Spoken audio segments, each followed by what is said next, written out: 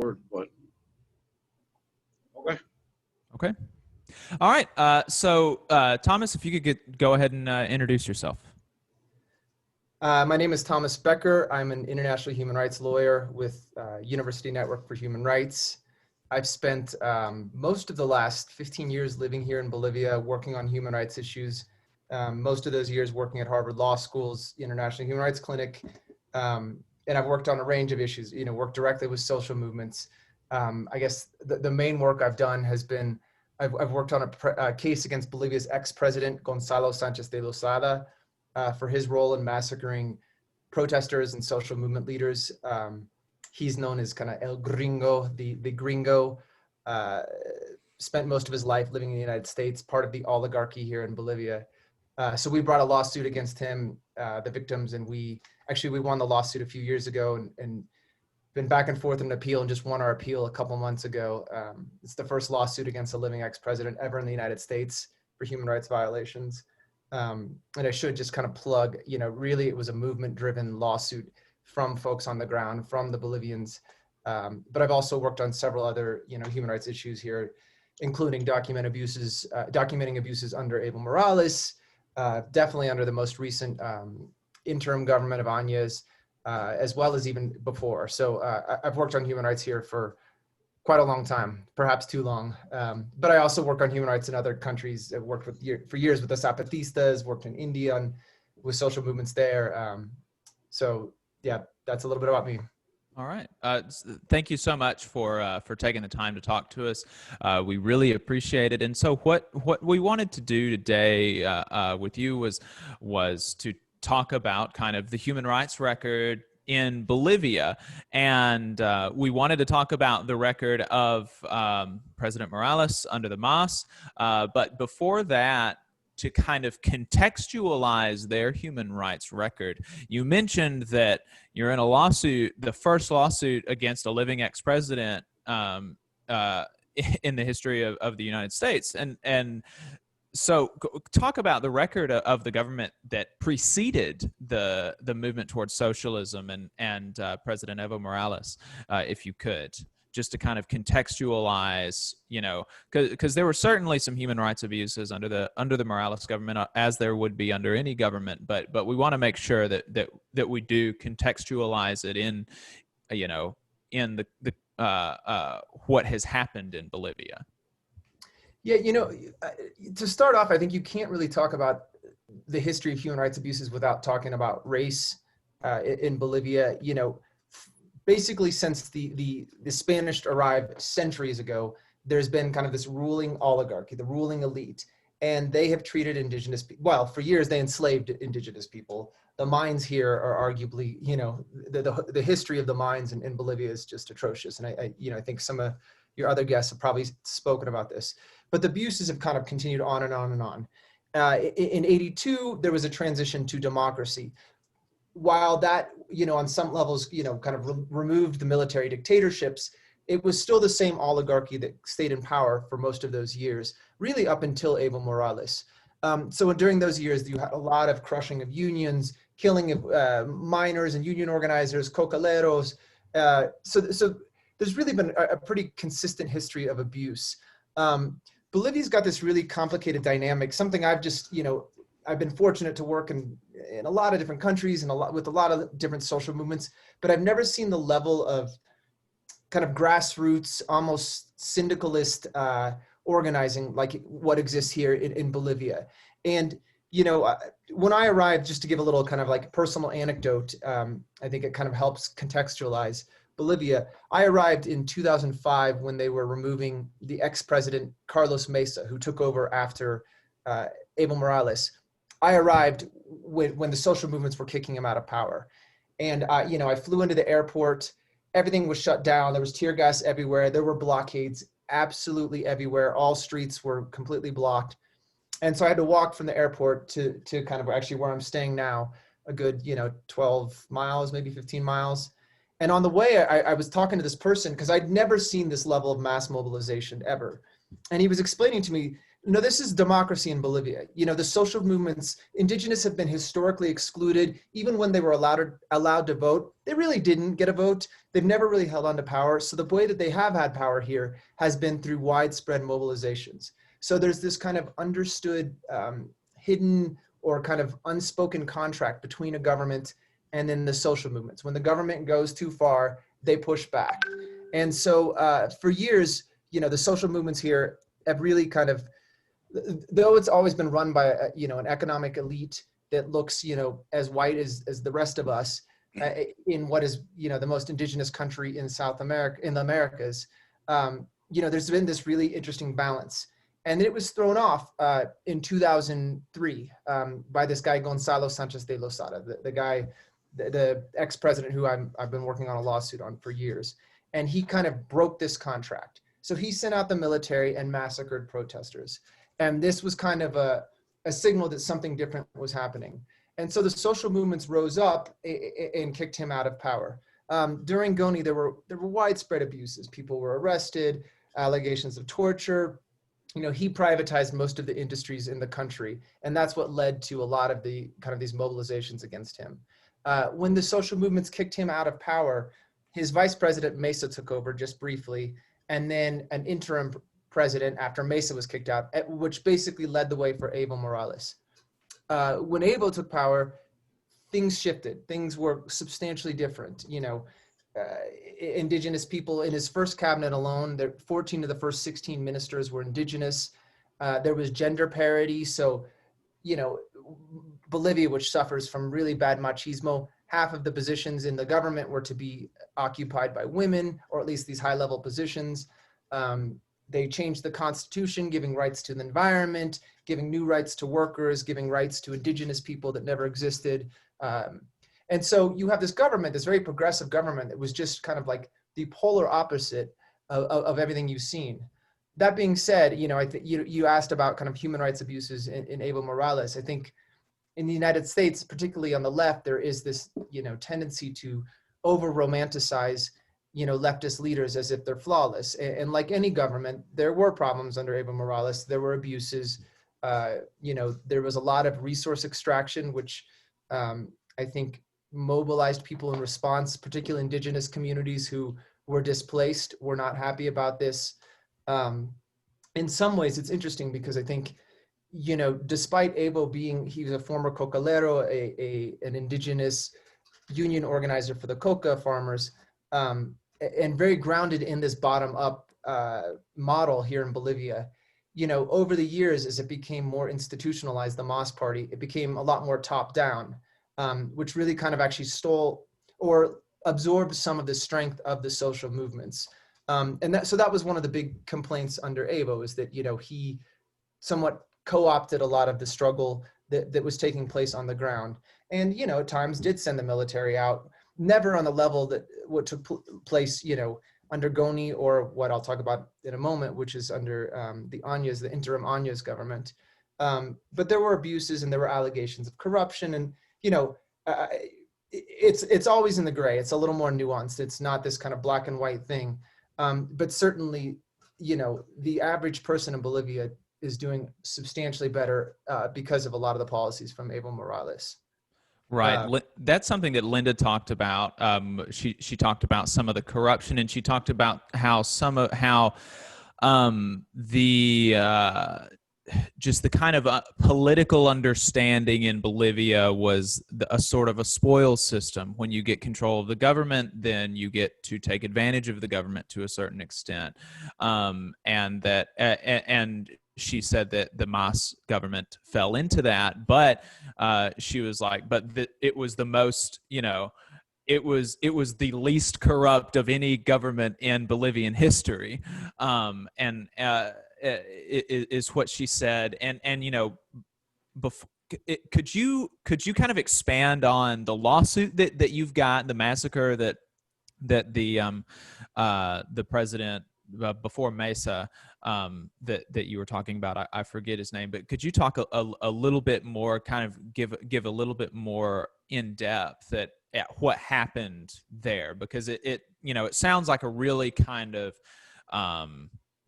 a really kind of different thing, and we didn't spend a whole lot of time on that. And you know, I want to make sure that folks get a good idea about like what exactly happened there. Sure. So, you know, to rewind even a little bit further back, in part also to kind of tie in the U.S. role in what took place in these massacres in what's called Black October. This guy, Gonzalo Sanchez de Lozada, known as Goni, he was the president in the 90s. He was wildly unpopular because he privatized most of the industries, sold it, a lot of them for below market value to a lot of U.S. corporations. So on the one hand, you know, the U.S. government certainly liked him. The folks in Bolivia did not.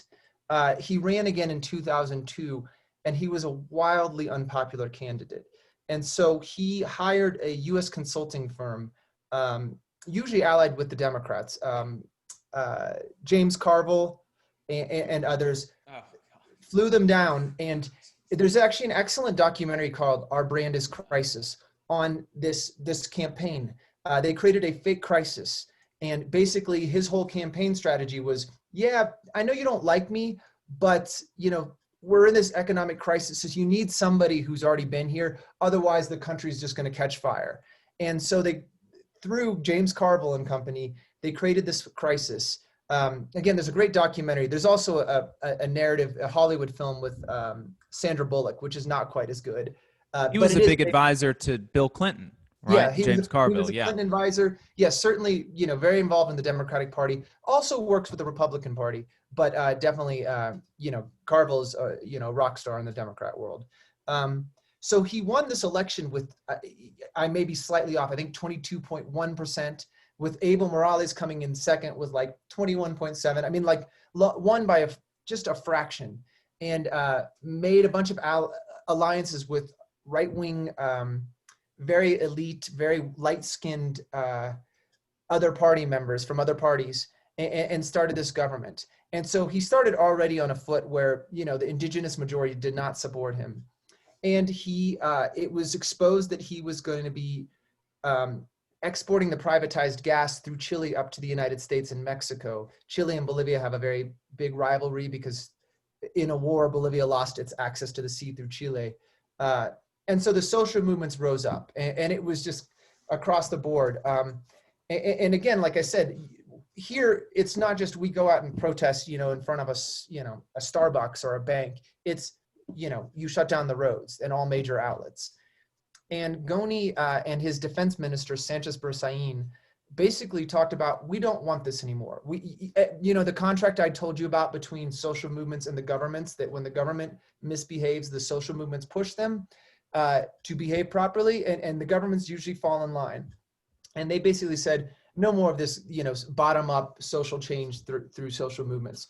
And so they sent in the military and had people killed. And the first killed was a 8-year-old girl in this tiny village. She looked out, you know, the soldiers came in, she looked out the window, and a sniper had killed her. Her name is Marlene Nancy Rojas. And from that, particularly because she was so young, it, you know, what were already large mobilizations spread like wildfire across the country. People were like, look, you cannot shoot children. And you know, Goni did what, you know, a lot of the dictatorships do, and what the current, or well, until a few weeks ago, the interim government did too, whereas they tried to disparage the social movements, including this child, saying, look, they're part of the FARC, they're these guerrillas, they're armed rebel terrorists. But how do you say an 8-year-old child is a terrorist or a guerrilla? And again, so the protests spread, and basically over a month period, they grew and they grew and they grew. And rather than negotiating with the social movements, Goni just sent in more military, and more people were killed. So over about a month period, there were roughly 80 killed and hundreds and hundreds injured. And it wasn't just, and there were no soldiers killed other than, there were 1 or 2 soldiers killed, but we showed, you know, we have testimony of people that said basically the military superiors killed young soldiers, conscripts. That in Bolivia, it's mandatory that 18-year-olds go into the military for a year. Conscripts didn't want to kill their own. You know, a lot of the conscripts, virtually all the conscripts, honestly, are indigenous because they're the poor. The rich buy their way out. So these indigenous folks were like, I don't want to kill my neighbors. So, you know, high-level soldiers killed them for refusing to kill their neighbors. And so, you know, after the killings, Goni and Sanchez Bersain fled to the United States. They currently live in the United States. And so for years, the victims have sought justice. And you know, they initiated a trial in Bolivia against Goni and all his ministers in the military high command. Took a couple years. I worked on that trial here in the Bolivian Supreme Court, and everybody was found guilty of genocide, except for those who fled, because in Bolivia, you can't be tried in absentia. So if you're not here, you can't be tried. So the families, and me and some other folks at Harvard Law School, the Center for Constitutional Rights, a firm, Aiken Gump, basically a team of lawyers pulled together this case to bring a trial against Goni in the United States. Truthfully, it was kind of a shot in the dark. Like I said, you know, it had never been done before, never a living ex-president. Really, I could probably count on my two hands the number of successfully litigated human rights lawsuits in the United States. And everybody in Bolivia honestly thought we were crazy. Goni him and his brother are the richest people in the last century of Bolivia. And the families are amongst the poorest people in Bolivia, which at the time was the poorest country in South America. So he was, as they say here, intocable, untouchable. You can't go after someone like him. But the social movements, the families, they said, no, we're not going to let this happen. We're not going to let him escape to the United States. So they followed him and brought this really impressive lawsuit. And I don't say impressive because of anything we did, but genuinely what the families did, the way they fought for now, you know, a decade and a half, they held this guy accountable, which is just unheard of. And it set this precedent and really changed the tone of politics really quite a bit in Bolivia, except, and then, you know, fast forward to what took place after the coup and the interim government, which, by the way, has several members of the interim government were also part of the Goni government. In fact, a defendant in the case, in Goni's case, was the ambassador to the Organization of American States, who actually yesterday was just tweeting nasty things at me. I mean, so a lot of the same players, which shouldn't be a surprise.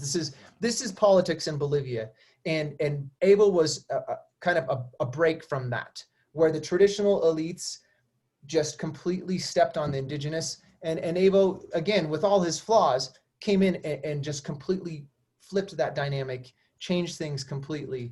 And there was this brief now last year where it returned, but as you know from the elections, the people voted drastically against that. Right. So you know, you mentioned that the Morales regime was their government was kind of like a break from that. And you mentioned flaws, and you mentioned that there was some construction through indigenous communities that wasn't really wanted. There was some amount of corruption in the government, though, like Linda would stress to point out, not nearly as much as prior or during the coup government. And you mentioned that he sent in the military a couple of, or one or two times, or what were those situations? Sorry. Let me refer. I believe it was the police in Tipnis was a really controversial issue here in Bolivia. It's an indigenous area where the Mas government wanted to build a highway through it, and the indigenous communities there did not want it. There was conflicts between the indigenous communities and the police, and a few people got shot.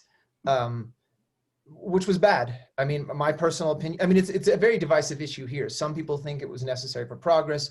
Others think it's not appropriate, particularly, you know, when you have an indigenous, self-declared indigenous government, you really need to consult indigenous communities. I think it was an error of the Mas party, a very big error. And so people were killed in that instance.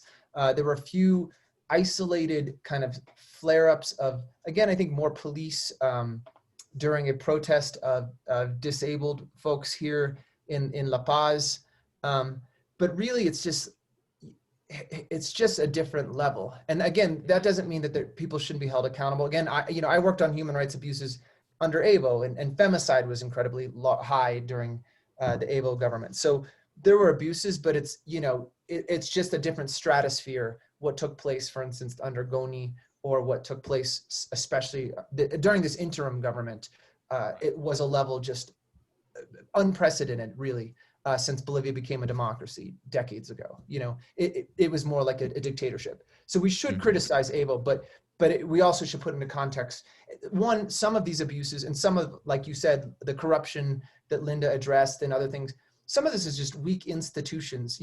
He basically inherited a country that's really been struggling to have, that struggled from corruption, that struggled from crumbling institutions, and he inherited that. So it's not going to change overnight. But that being said, there certainly were players in the government that made, I think, poor decisions and really undermined a lot of the positive things that the government was supposed to be doing. So I'm interested because you said several times they sent the government in, the government sent the military in. Are these people allowed to arm themselves? And if so, can they afford arms? I know the Zapatistas, if you look at a lot of the history of the Zapatistas, they're fairly, well armed. I mean, you see a lot with machetes and things like that, but you also see, a reasonable reasonability to protect themselves.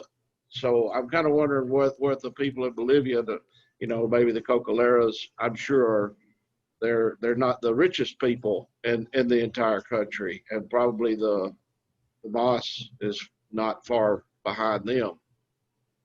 Yeah, really, people are not armed in Bolivia. It really is, and I think it's testament to, I mentioned that, like, the killings under Goni this month, how it was just like this turning point in the history of Bolivia.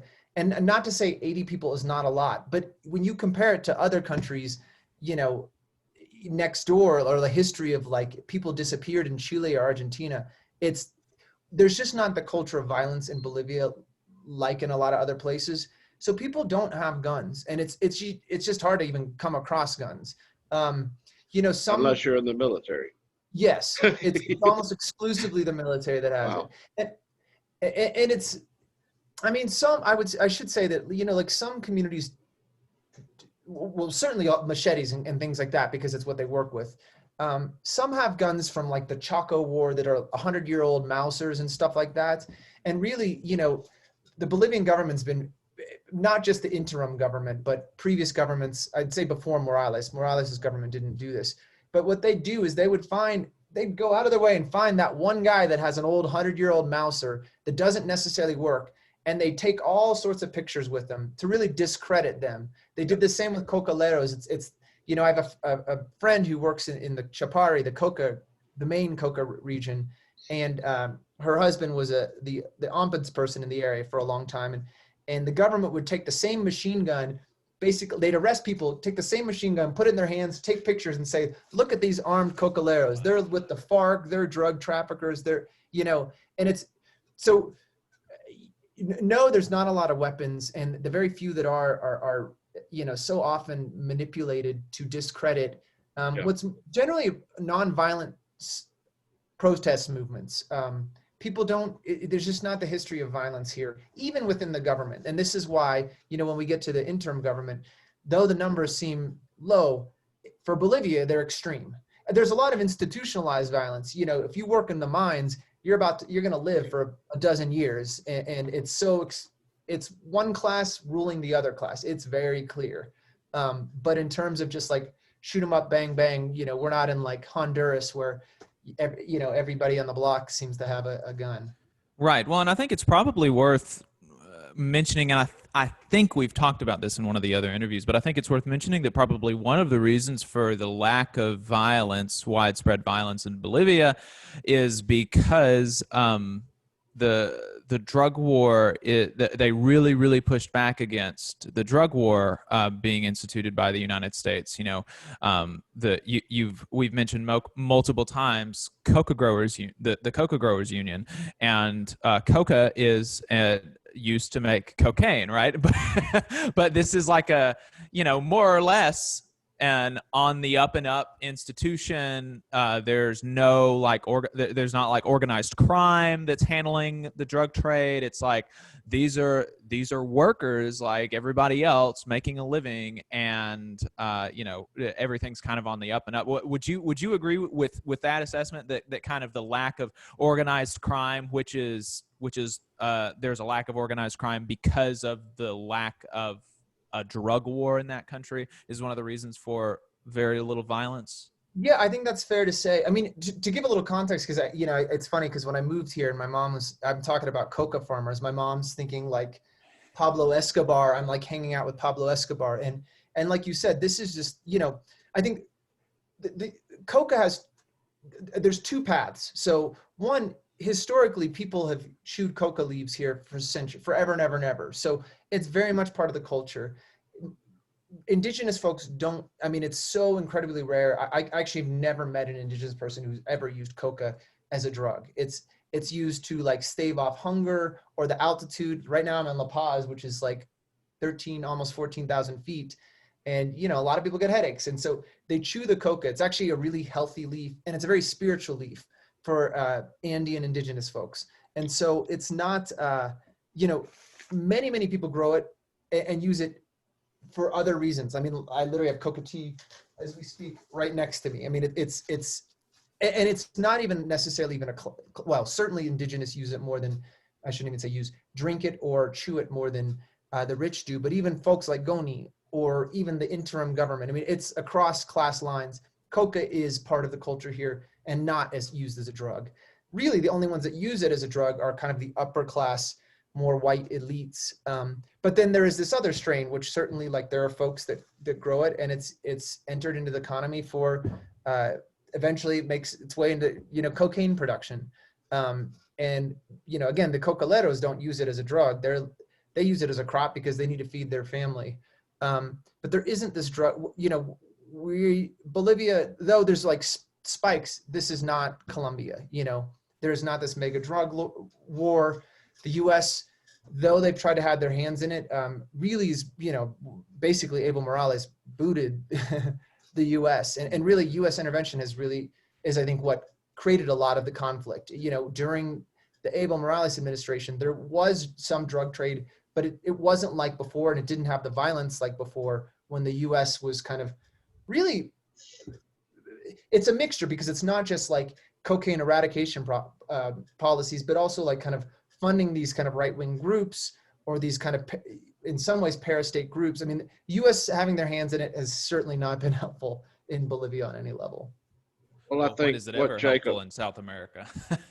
Yeah, never. Yeah, and I think what Jacob said really speaks to the younger generation's indoctrination by the government, specifically started during Nixon era, the anti-drug war, the drug war, and being raised in a public school and hearing all this constantly. But if you go back to most of your indigenous all around the world have coca, have peyote, have mezcal, have all of these natural drugs. I say drugs, they're herbs to them that they've used for 1,000 years. And of course we get indoctrinated saying that this is all bad. And that was one of the things that the female unionist, I can't remember her name, pointed Roxana. out was, Roxana was, this is natural, but that's something that I want to point out to our listeners and our viewers is this indoctrination that they've taught us for so many years. There's a lot of cocaine in America, and we're the cause of it, not the people in Bolivia or in Colombia or anywhere else. It's a natural plant to them that they've used for generations and generations. Yeah, I mean, you nailed it. It's like I said, it's a sacred leaf here in Bolivia. Again, I have it as everyone uses it, and not, you don't get high when you choose coca leaves. It's like caffeine. But it's actually a healthier version of like, it's healthier than coffee. I believe it's either has the most iron or the most calcium of any leaf. I mean, there's actually a lot of health benefits, and actually the incredibly poor, campesinos who don't have a lot of money and can't eat a lot actually chew this one to stave off hunger, but also get a lot of their nutrition from the leaf. So it's the whole policy. I don't know how you make, cocaine, I think gasoline, formaldehyde, a bunch of other stuff that makes it substantially more dangerous and problematic. And like you said, it's the global north. It's the United States that's looking for the cocaine. It's not the folks here. Right. And yeah, and David, you mentioned that. I was just about to bring that up, that Sister Oksana said that about now coca is not just, it's not cocaine. It's like, it's got all these medicinal properties, and it helps with headaches and whatever. And she said it in kind of like passing, and that wasn't the topic of conversation. But honestly, like you mentioned about the kind of the propaganda, I kind of logged that in the back of my head. I'm like, okay, she's trying to make her trade look a little bit better than maybe it really is. But like I didn't really, like, this is kind of new to me and so I didn't ask her about it, but because it wasn't the topic of conversation. She said it in passing, but I didn't realize all of those things, that it actually is not mainly used for cocaine, and to the extent that it is, I figured it to the extent that it went to the US, but I figured a lot larger portion was used for cocaine production in the global north, et cetera, et cetera. So that's interesting, and that's I think that's a helpful perspective for us to have. Yeah, and I can almost definitely promise you that wasn't said in passing. That she knows I mean, she's been in that trade for many years, and she knows what the word is up here, and she also knows, I'm certain, that the U.S. imperialism and the drug wars that's been waged on other South American countries, and the last thing she wants is her income source interrupted by a bunch of zealots from up here. Right. Definitely. So Thomas, we kind of went on a tangent. I think it's been useful. I think it's been useful. I think it's been helpful. I learned something there that I wasn't expecting to. So I think it's been useful. But we were talking about some of the abuses that you noted were very real under the Morales government, but that you were clear to know were very different in scale. And I think you're like a really good example of how we should evaluate governments. We should evaluate governments in their proper context. And you mentioned that some on the left here in America have a tendency to idolize, wasn't the word that you used, but glaze over problems with leftist governments in Central and South America. And you clearly did not do that. In fact, you have been involved in cases against the Morales government. I think that's commendable, but you're still clear to evaluate it in its proper context. And I think that's important. And so we talked about the context prior to the Mas government. And so, everybody at this point knows that Morales was kicked out of office. There was a coup in Bolivia, and he resigned, after the military asked him, to leave office. And then after that, Janine Áñez took over. She was a representative from a party that had 4% in the parliament, and very unpopular. And she held the office of the presidency for about a year, and there was a lot happened in that year. So just kind of what happened. So I'm gonna, before we jump into that year, because I think I really want to emphasize that this was a coup. And I know you've talked to others, but I think there's a few, in part because I've had conversations with people that were actually kind of more involved in the coup. I think it's a really important thing to emphasize that what took place was a coup. Internationally, people don't know how to respond. Is it a coup? Even domestically, there's still about a third of the population, maybe more, that thinks, no, this was a democratic transition, which is wild to me. And I think part of this, at least in the United States and other, kind of global North countries, is we have this almost stereotype of what is a coup. It's this big, like, mustachioed general driving down the streets in a tank, and anything short of that doesn't count as a coup. But Evo Morales resigned, as well as dozens of other high-level officials, all resigned under threats to their life. Like, that is not a democratic transition. We can talk about whether Abel should have run again or not. Like that, there are certainly issues with that.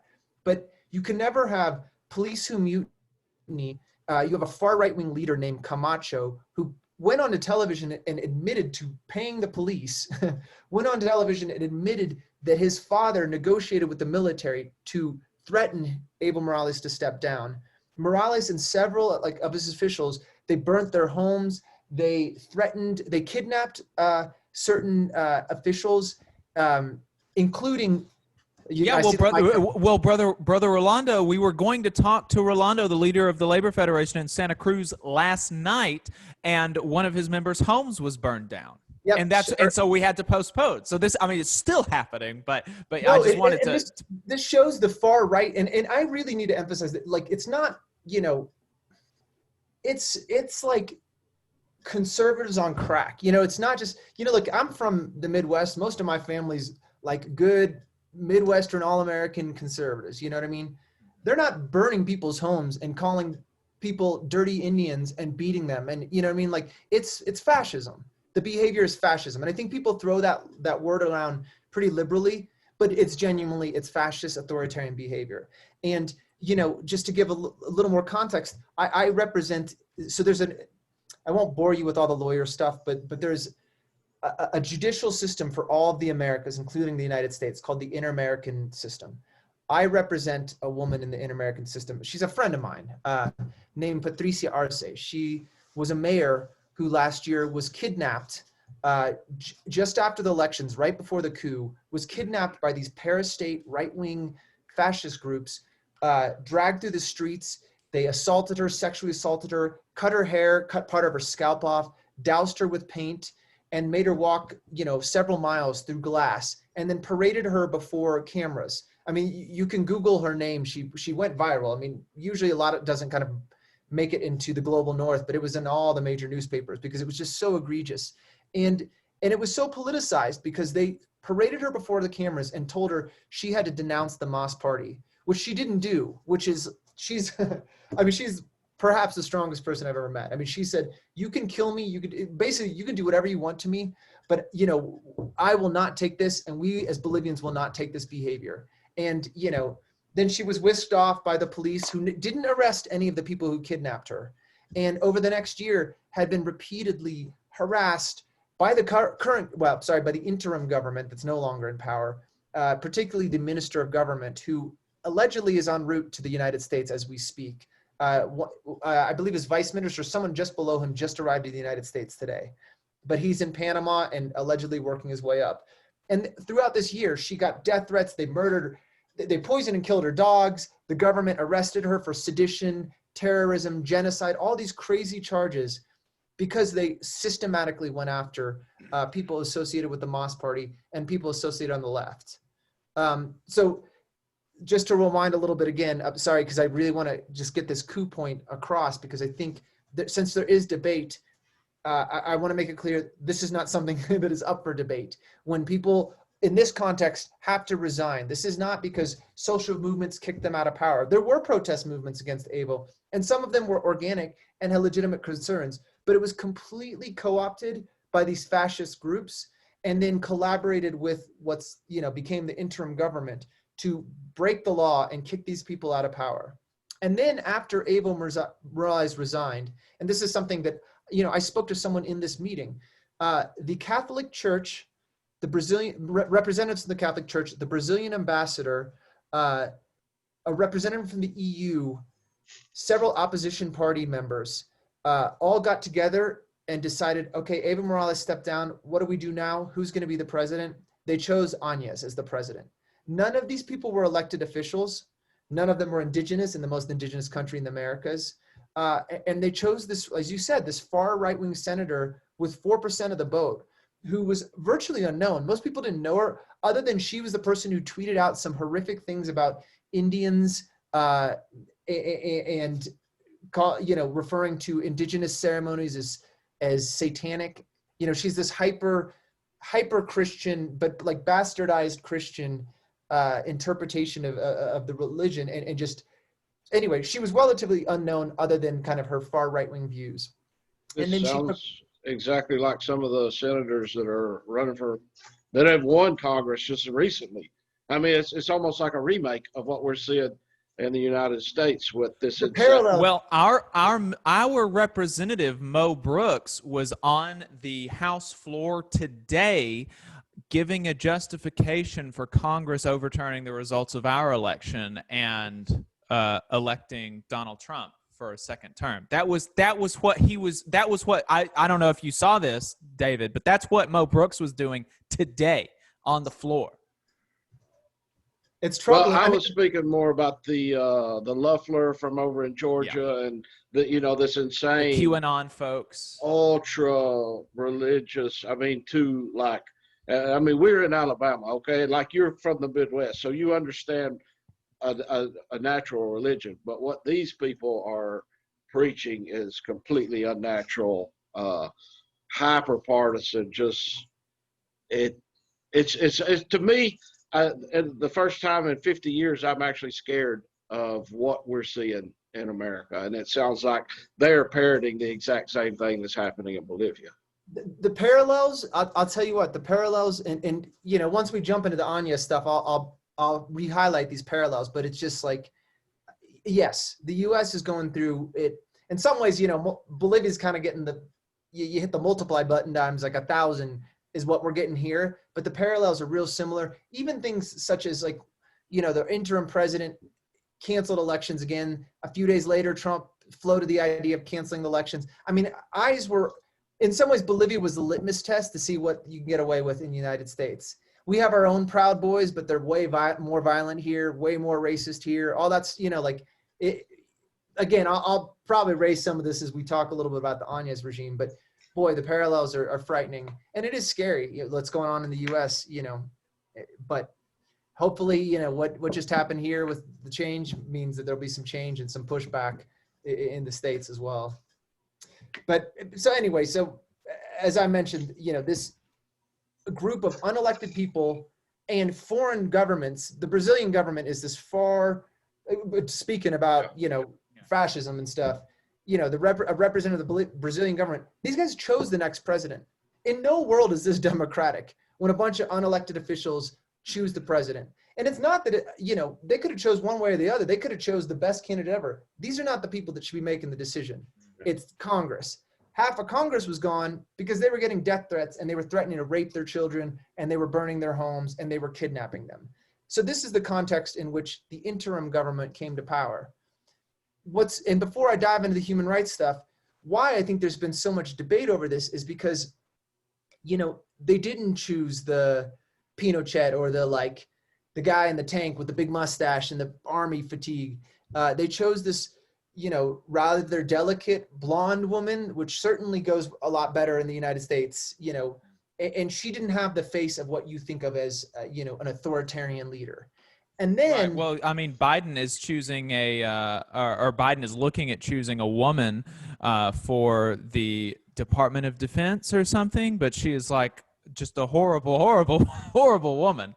And I can't remember who it is or what specifically she had done, but it's like she had been involved in multiple wars and decision-making stuff and just really, really bad stuff. So yeah, the kind of bastardized liberal identity politics really plays well among Democratic Party people. Absolutely. And really, and this is what's been interesting in the United States is the Democrats were just bad. Other than a few folks, Bernie spoke out, some folks spoke out against abuses.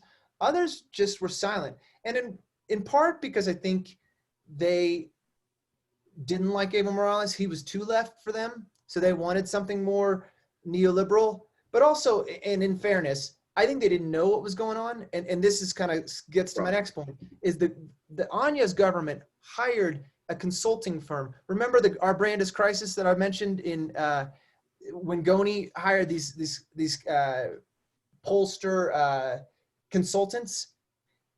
Anya's hired some of the same team members. Carville wasn't part of this team, but he did hire some of the same people that were part of this team. In the documentary, you'll see them, same people. And they hired them to clean their image on Human Rights, Democracy, and Elections.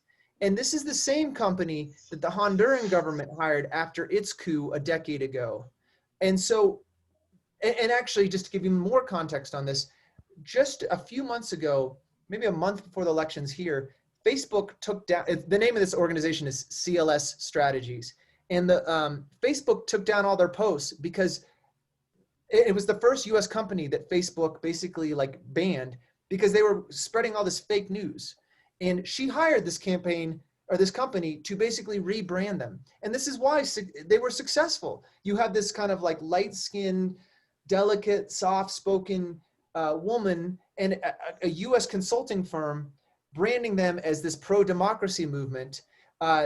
On Twitter alone, in about a week, there was something, and this is right in the lead up to elections, or maybe it was right after, but about a year ago, there was about 1 million tweets shared with "No es golpe," not a coup. And again, this is all part of like a campaign of just spreading misinformation that was wildly successful here and was successful internationally. And so you have these organizations or other countries that are like, I guess it's not a coup. I don't know. Evo seemed bad. He stayed too long.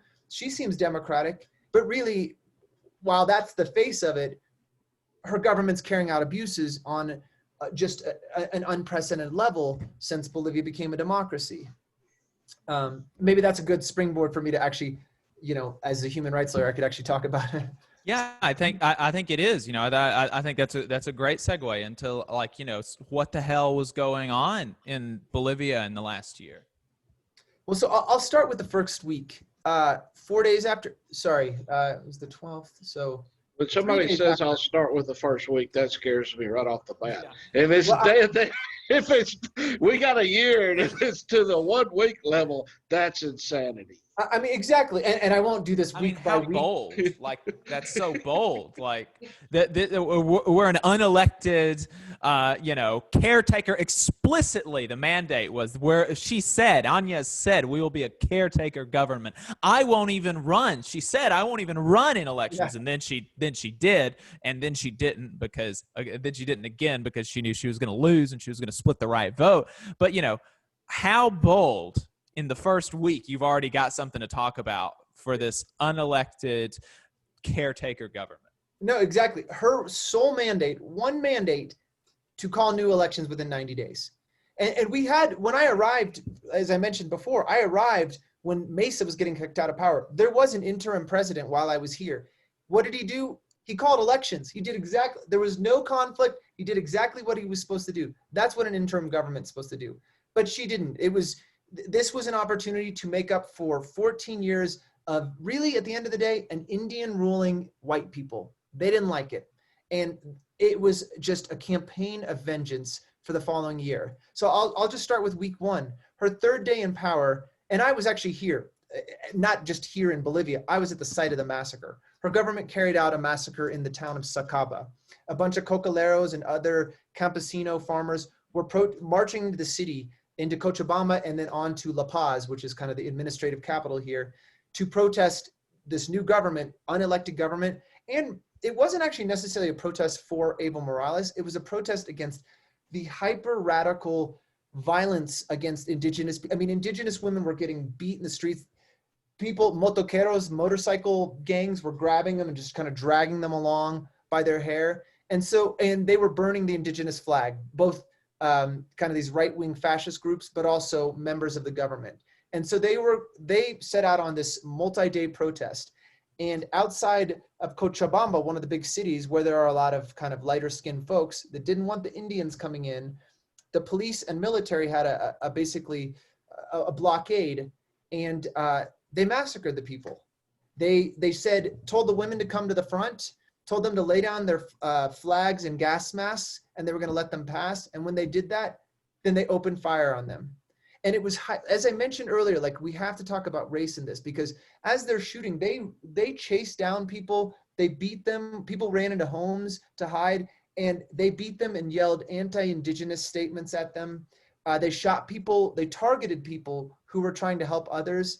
And there was a military flying overhead with the soldier allegedly shooting at people from above. At the end of the day, there was about 120 plus injured. and 11 killed officially. But there were certainly more. Like I said, I was in the town right after the massacres. I was there. There was blood everywhere. I saw the bullet holes. I saw the crying mothers. I went straight to the hospitals and was with the victims. And I spoke with people that were in hiding who had injuries, who were like, I'm not going to go to the hospital. They're going to come find us and they're going to disappear me. They're going to disappear that dead person's body. They're going to register me and come after my family. So the numbers are we don't have accurate numbers, but they were certainly higher than the official numbers. This is day 3. That same day, or perhaps it was the day before, sorry, Áñez passed a decree giving immunity to soldiers that killed others. This is a completely illegal decree. All the kind of big fancy international human rights lawyers from the UN, from the Inter-American system, a bunch wrote this letter basically denouncing this letter, denouncing this decree. But this is, her third day in power. 4 days later, same thing in Sencata, which actually, as we speak, that's tomorrow. The year anniversary is tomorrow on the 19th. Another massacre, 11 killed, dozens injured, and we're just in the first week, and she's carried out 2 massacres, passed an illegal decree. I couldn't count the number of people that were illegally arrested in that week, people that were tortured when they were arrested. I spoke to people who were sexually assaulted when they were arrested, week 1. And to give context, because again, Bolivia, these numbers may not sound, hundreds of injured and couple dozen killed may not sound like a lot when we have like sensationalized, you read about Syria and boy, that happens in like a neighborhood in a day a lot of times. But in Bolivia, November was the second deadliest month in the history of democratic Bolivia in terms of state forces killing civilians. The first deadliest was the Black October, the one I was talking about with Goni. The second deadliest was this November. This is an interim government whose mandate is to call elections. But what they're doing is gunning down protesters who express, their right to protest and who express dissatisfaction with a government that came in illegally and perpetuated hyper racist policies.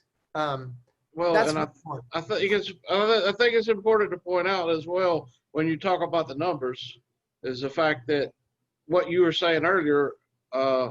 When I asked the question about armaments and weapons, and you were saying that these people do not have weapons, and it sounds like they're very pacifist. Even though because here's the thing in America right now: anybody that's going to protest is a leftist anarchist thug, and these people sound. It's important for everybody that's listening to understand that these people are much more pacifist from what you were explaining earlier than what we're seeing in the streets. So you don't expect that out of that kind of retaliation out of a 3-day-old government, like you said. No, I mean people were. I can't tell you how many people. I mean I conducted it through Harvard's clinic and University Network for Human Rights. We conducted a study or an investigation for a good 7-8 months, and really I've kind of continued it since, but we published this a few months ago.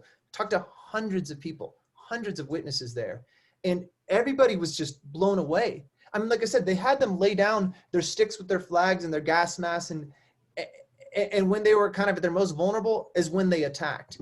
And the really upsetting part, and I still remember this, frankly, I'll remember it forever. I mean, it was some of the most gruesome, and I've worked in war zones, but it was really gruesome, the stuff I saw. And I remember being in the hospital and people telling me, and some of them just waking up out of coma or whatever, they just woken up for the first time since they were shot, and saying, you'll see, tomorrow they're going to call us Indians, they're going to call us terrorists, they're going to call us drug traffickers, and no one's going to believe us because I'm brown. And even with all my context and understanding the racism here, I thought, there's no way. There's no way. You go to Sacaba right now. I was there a few days ago. All the bullet holes still are there. Where the soldiers were stationed is one spot. Like, here's the soldiers. Here's all the bullet holes. There are no bullet holes where the soldiers were stationed. It was a very clear massacre. There were, to give a little numbers, 0 police, 0 soldiers were killed or injured that day. In Sencata, 0 police, 0 soldiers. Whereas you have hundreds on the other side. that, those of us who work in human rights, that's a really big red flag that there was a massacre. But what happened the next day is all the press repeated what the government said. Oh, no, they were the protesters were the violent ones. They shot themselves to make us look bad. That was the government's line. That brothers and sisters turned to each other and killed their sisters and brothers to make the government look bad. And the Hamas party was behind it. And these are narco thugs.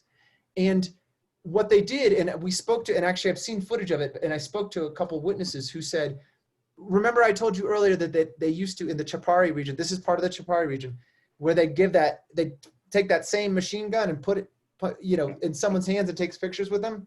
They paraded people they arrested. They put weapons into their hand and filmed them just to make them look bad.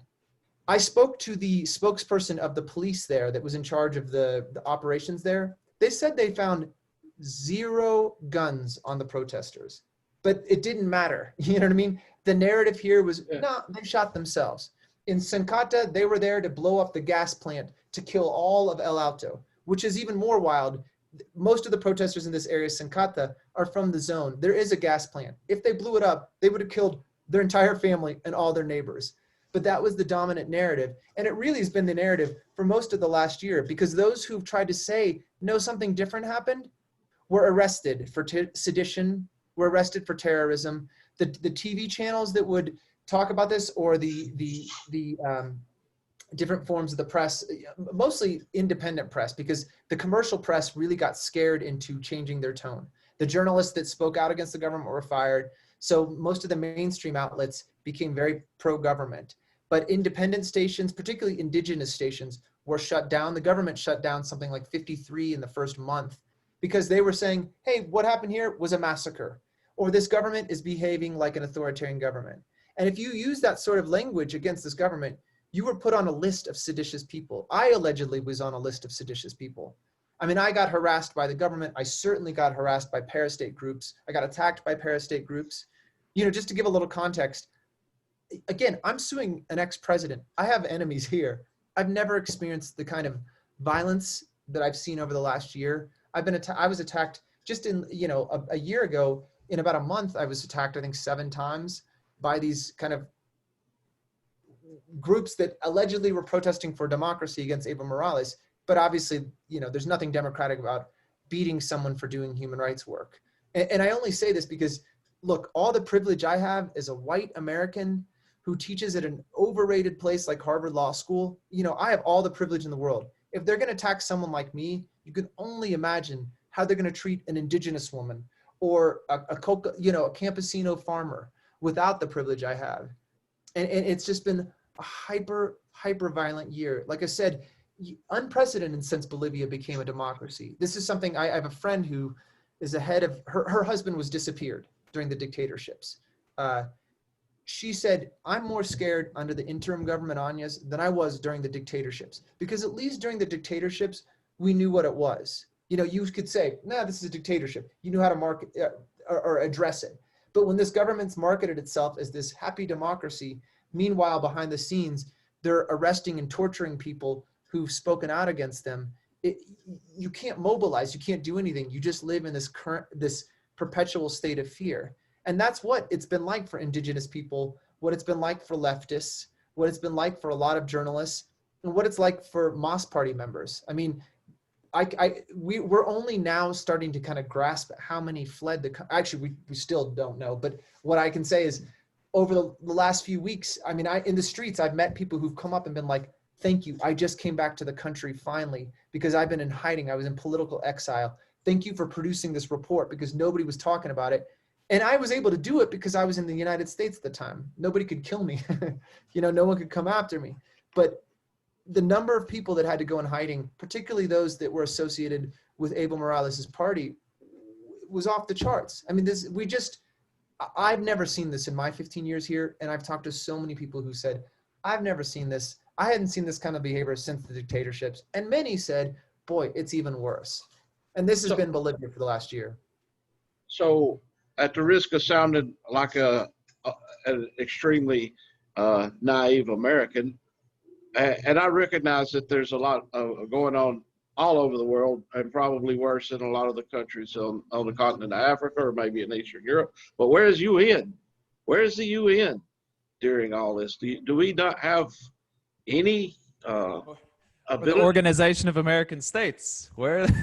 Yeah, well, I mean, I don't. Well, I mean, I look at who was running. Look at the administration in America. I don't expect much out of them, but I mean, that's kind of the point of the UN. Well, so yeah, I'll tap into kind of the big international human rights institutions and their role, and some have been good and some have not been good. Part of it is, so I'll start with the not good, because here it's, at the end of the day, your race makes such a difference on what you, so the human rights institutions here that have been pretty good over the years, the ones that are run by whites, the ones that are run by professional class, have basically been co-opted and have become basically were silent during the Anya's government. And these are the ones, it's the human rights people that work with the bases, that work with like the cocaleros, the farmers, the miners. They don't have the connections to talk to the UN. It's the rich upper class like professionalized human rights folks, the really colonialist human rights folks that have that. So in the beginning, you have human rights people saying, no, it's not that big of a deal. Evo Morales was really bad, but no, this is exaggeration.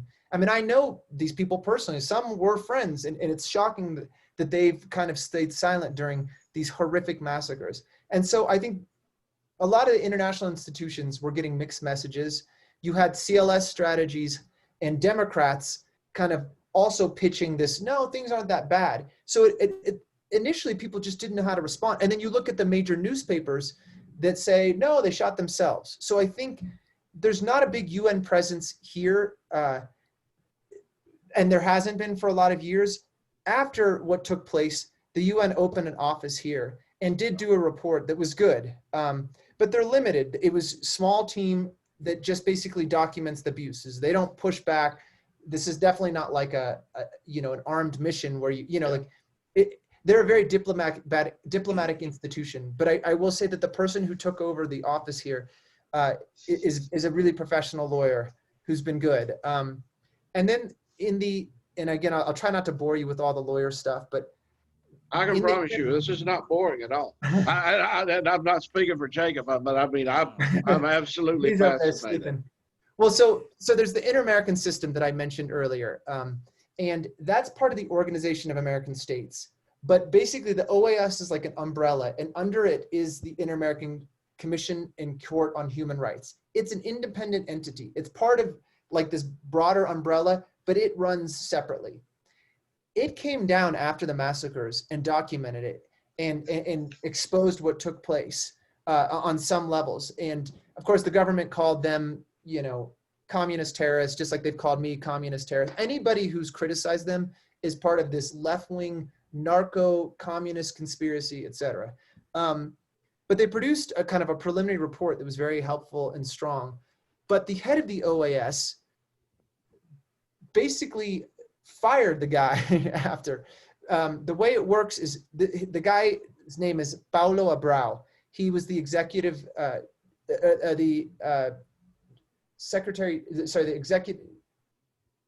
perdón, I'm thinking in Spanish,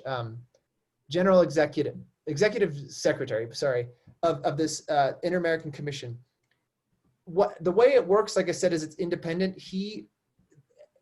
The commission decides who they want, and its mandate is always renewed. The OAS always renews it.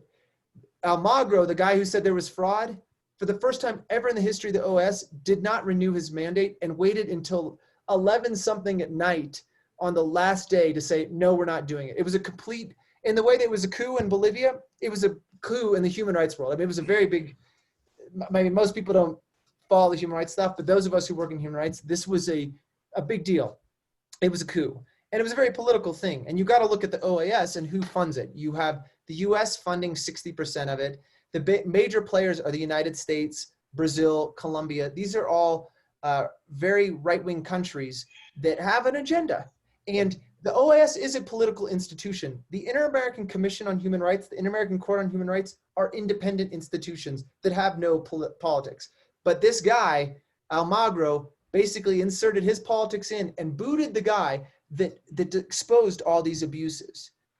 It almost sounds conspiracy theory, but it really isn't. I don't know. Yeah, I mean, when you start talking about bringing Carville in and bringing I mean, Jacob may not be old enough to know Carville. You're old enough to know. I'm old enough to know. When you start dealing with Carville in South America, then when you said that right off the bat, my feelers went up, and I'm like, oh, this is not good at all. This whole neoliberal, and so conspiratorial don't sound far-fetched at all for me. None whatsoever. No, and just to bring in more Democrats, because this is a thing that I think I really want to emphasize. Well, there's a lot I want to emphasize, but I think people simplify it as like, particularly in the States, it's like I have a lot of progressive friends that are like, the Democrats are the good guys, the Republicans are the bad guys. And boy, the Democrats have been horrific on this. Just to give a little more context, Abgoni, the lawyer we've been suing, his lawyer was White House counsel for Obama, this guy Greg Craig, who was caught up in some of the Ukraine stuff relatively recently.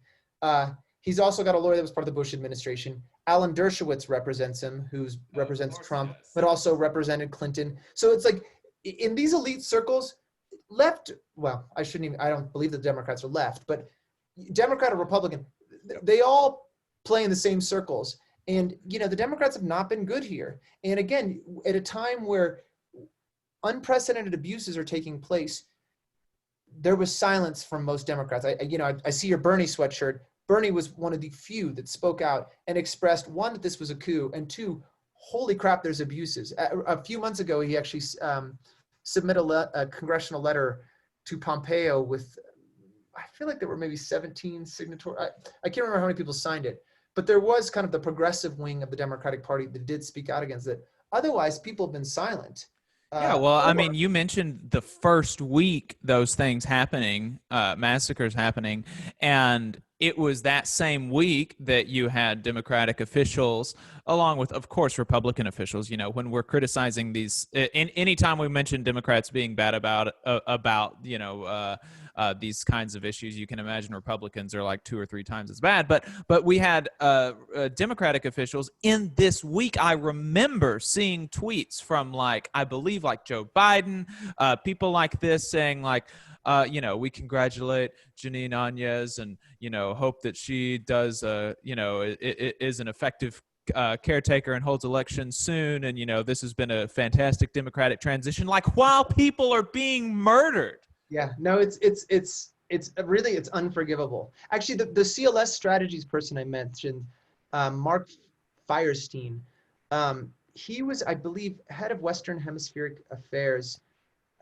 under Obama, and allegedly, and I can't confirm this, but apparently he might be part of the transition team or the Latin American team for Biden. And you're right. I mean, the Democrats have been bad. Look, the Honduran coup, Hillary Clinton was atrocious. She basically gave the green light. And so this is why, I told you I was critical of Evo Morales. Again, he's exponentially better than the past, but this notion that you shouldn't criticize those on your team, not that the Democrats are my team, but I mean, part of being revolutionary is self-criticism. And you should constantly be, even when it's the left, I'm constantly criticizing the left because we have a responsibility to make ourselves better. But the silence by the Democrats, and then really an apathetic, I don't know if it's apathetic, but it really frightens me in the United States when folks are like, oh, we can't say anything bad about the Democrats because it's only going to empower the Republicans. And then you just let these Democrats get away with unforgivable behavior, which then normalizes it and allows Republicans to get away with it. And so the Democrats in whole have not been great in Bolivia at all. Yeah, well, I mean, I think that most kind of people with an eye to the international, people with an eye to foreign policy. I mean, there's bipartisan foreign policy consensus exactly. That's a common when it comes to these kinds of issues, there's just really not that much difference. And well, look at Obama with the Fast and Furious running guns into Mexico. and they covered that up very quickly. But yeah, I mean, it's constant on both sides, and that's one thing you won't get from either one of us is any pushback. We typically bash the Democrats much more than we bash the Republicans for the simple fact that we expect a little bit more out of the neoliberals, just a little bit. But at least because they're at least using the discourse of exactly democracy or human rights. Like the Republicans, almost it's at least some have more integrity. They stand by what they say. Like they say it and they do it. Whereas the Democrats, and some Democrats at least, are saying one thing and doing something totally different. And this is where I think like a lot of probably your listeners, there's common ground that like I'm assuming you're in Alabama. You got a bunch of conservative folks on your radio station. We're on the same radio station that Sean Hannity started on. But here's the So, but I think working class folks, left or right, we can agree it's not okay for the U.S. government to go in and just stomp on other people, workers in other countries. You know what I mean? Like, I feel like these are the bridges we can make because the elites, whether they're Democrats or Republicans, their behavior is inappropriate. Yeah. And we can collectively push back and say, I'm not okay with this. I'm not okay with my tax dollars being used to help dictatorships where people are gunning down people and then lying and blaming the victims, Right. That's exactly right. I mentioned there's a bipartisan foreign policy consensus among the Republican and Democratic Party elite, but and it's a bad one. It's one that says that people that are not in the United States, that are not American citizens, that are outside of our borders just don't matter. It's one that says that it's fine if we murder civilians across seas. It's fine if we enable the murder, the genocide, the massacre of civilians and workers and people that are resisting dictatorial regimes. That's fine. That's not a problem. That's the bipartisan foreign policy consensus of the elites. But you mentioned there's another bipartisan foreign policy consensus among everyone else, which is that we just shouldn't kill people for no reason. Yeah. And that's one of the things that, I mean, we've only been on the air. I talked to Jacob last week, I think it was, and we crossed our 6-month mark on the air. And I honestly never thought we'd make it 6 months when we started because it's very ultra conservative. And I've heard complaints from the station manager that people call him constantly wanting us thrown off the air. Fortunately, he's a capitalist and he loves our money. So we're going to stay on the air. But what I guess the point that I'm trying to make is that is where we are always pushing for on our radio show is, yeah, we're leftists. I'm probably farther to the left than 99% of the people in Alabama. But I feel like if we can get past this partisan divide and the propaganda that we're getting fed by both dominant parties in America, that we can come together and if we can have a little bit of integrity, just a small amount of integrity, and recognize that both sides are doing the same thing pretty much everywhere around the world. They have different goals that they profess, but there's not that much difference. One of the things that I constantly say is I've lived through 50 years of presidents, and honest to God, I've not seen in my household almost just my minuscule changes from president to president. So they're feeding us a sack of shit and telling us it's grapes and roses and bread and roses. Bread and roses. Yeah. So that to the point, that's what we're constantly trying to do, especially on this right wing station, is preach to both sides. Because honestly, I think we bash Democrats more than we bash Republicans, but we're on a Republican station. So at some point, you would think that the lights go off and everybody says, "Oh, you're right. They're both against us, the working class." But we'll see what happens.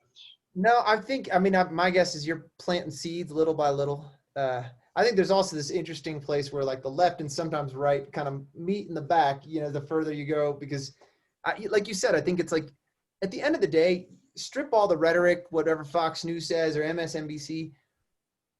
I think we can all collectively, particularly those of us who, have working class values, can collectively say, it's probably not good when a bunch of rich people gun down a bunch of poor people who just are protesting because they don't like to get beaten up. You know what I mean? Like it's not even about left or right. It's like these are like basic human rights, and we can all agree on that. And I think like, and really it's just, this is the problem, is it's the same story in so many countries and so many years in Bolivia of one class of people doing it to another class of people. You strip away their politics. It's the economic elites just stepping on the little guy over and over and over. And what was interesting about Evo Morales, and I think why people like him, and I think why, you know, I got conservative family members who like Bernie Sanders, even though they think he's way left of what their values are. But at the end of the day, like I think people know speaking out against kind of like the big guy is a good thing. And he's a man of integrity. Just like, you know, a lot of people that maybe thought Abel was too left, his politics or discourse is way too left, but he stood by what he believed in and was going to fight for the worker. Whether you agree with A, B, C, and D, you know, I think this is where we can find a common ground, is when people are pushing back against those who have power. And those who have power are not just the Republicans, they're the Democrats too. You know what I mean? It's both parties. They're all rich, almost all of them. And at the end of the day, I don't have a lot of faith that they're going to do much, but I do have faith in the social movements, and I have faith in working class, even conservatives in the United States. Workers can mobilize and push back. It's just, we got to, you know, I think there's so much dust and everybody's focusing on the wrong thing. I think we got to keep our eye on what's really important. Yeah, and I think that, you know, that education that's kind of like our mission to like you said, kind of plant those seeds, and you know, even among the nominally left, even to the left of the Democratic Party, there's just so little awareness of kind of what is happening outside of our borders. And that's one of the reasons that I wanted to do this show on Bolivia, is because, you know, there's big things are happening in Bolivia, and I think it's important for us to kind of have some, you know, semblance of you know, just a base level understanding of what's going on there, and like of what's really going on there, rather than, like you said, what the government of Bolivia was telling us was happening. I don't think I have any more questions. David, yeah, I do. If you got just a couple of more minutes, the biggest question that I got, and I'll lead that up with a statement because of what Jacob said a while ago. Like a week, 10 days, well, 2 weeks ago, I guess, when Jacob brought this idea to me about doing Bolivia, really it wasn't an idea. He already had the whole plans laid out. And he said, "This is what we're going to do," and I was like, "Fuck." I really, because I mean, we've got so many problems in America that I just don't give a shit. I was like, who gives a flying fuck about Bolivia? I could care less. It's not, I don't care. But since I've known him, I've kind of tried to take his lead because he's young. He's the next leaders that's going to come up is his age group. But to ask the question finally, what can Americans do? What can we do? Because after hearing all these stories, it's heartbreaking. Well, so I'm going to just completely hijack this. And before answering that question, I'm going to address one thing you said is like, why do we care? And I think we care, one, because I think Bolivia is a real example of what grassroots mobilizations and resistance can be. You know, they just voted out. They voted 55% it's the second, actually, it was the highest number of votes ever for a political candidate in the history of Bolivia. Voted for the new MAS party leader, Luis Arce. And it wasn't about him, I believe. I mean, though he brings a lot to the table, it wasn't him as a candidate. It was a resounding rejection of the authoritarianism that's happening. And it was driven by the social movements. You know, Anya's government kept delaying the elections. The unions went out and blockaded all the major roads all over the country and said, we are having elections. They forced the elections. The government wasn't going to do it. Even the MAS party was, you know, very slowly moving forward. It was the base. It was the movements that did that. And so I think it's a good example that like what widespread mobilization, what solidarity can do to actually bring change. And it can be to literally change an entire government, or it could be, to change, X policy at a small company or a big company. You know what I mean? I think, but what solidarity does, I think, is a beautiful example. And boy, we're still celebrating the fruits of what the social movements did here. In terms of what folks can do in the United States, I'd say one, for starters, look, if the the defense minister, the minister of government, other members have all fled, there's a good chance they're coming to the U.S. It's holding these people accountable. It's not letting them hang out in Miami, Florida, and drink mojitos while, families here have no breadwinner and are struggling just to get by because they gunned them down. So it's keeping that alive. It's holding Democrats and Republicans accountable for supporting illegal regimes. It's speaking out. It's not, we already talked about this, but it's not just saying, okay, well, we don't want to give fodder to the Republicans, so I'm not going to say anything, when this Democrat is quite literally, backing a fascist regime. It's speaking out against this stuff. And it's trying to draw links. To me, I think, unfortunately, the labor movement in the United States is behind. It's not what it used to be, and I think we can learn from a lot of folks abroad. I think I'm the same. I grew up in Kansas City. Like, my world was this, and I'm really lucky that I've gotten to experience other countries and other cultures. But boy, the movements here, we can learn from them in the United States. We need to learn from them. So I think it's staying engaged and just reading that single article on whatever. Right now in Peru, a bunch of the country's on fire. And it's trying to see what are they doing and how are they successful, and borrowing from that and trying to make links with social movements in other areas. For starters, I agree. It's overwhelming. Why do I care about this country in the middle of South America? My family doesn't even know. Bolivia, they think is somewhere in Africa, or they think it's Bosnia, so I get that most Americans don't care, but it's the same struggle. You know what I mean? And I think it's kind of like we talked about, the haves and the have-nots. But I think pushing the people that are empowering or allowing bad behavior, like what took place in Bolivia, holding them accountable. And I think that's something we can do, because, I've spoke to Congress people, and I'm a nobody, at least to them. My mom thinks I'm somebody, but they don't care who I am. But if you think about it, like some congressperson, nobody writes about Bolivia. If she gets 11 letters on Bolivia, they're actually gonna be like, whoa, what's going on in Bolivia? Because it's just so, and so it's like, when you find out about this stuff, pressure them. I don't have that much faith in elected officials, but a lot of times you can actually, it's like a low-hanging fruit.